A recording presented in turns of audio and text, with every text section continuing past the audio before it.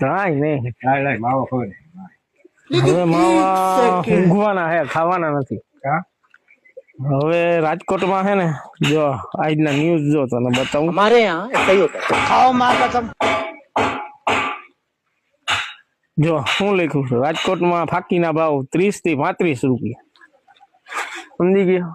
એટલે હવે ઊંઘીને રોડો તમાકુ ચાલુ કરો, તમાકુ કાંઈ ઉપાધિ જ નહીં, ગમે ને મળી જાય.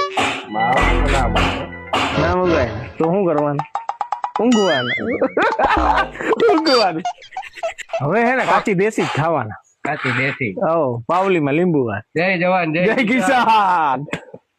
જે સરકારે નિર્ણય લીધો છે એ બરોબર જ લીધો છે. ઓમ બંધ નહીં થાય, હવે બંધ થાય. कैसा लगा मेरा એટલે આગલું તો જે હતું એ તો ખાલી મનોરંજન પૂરતું હતું.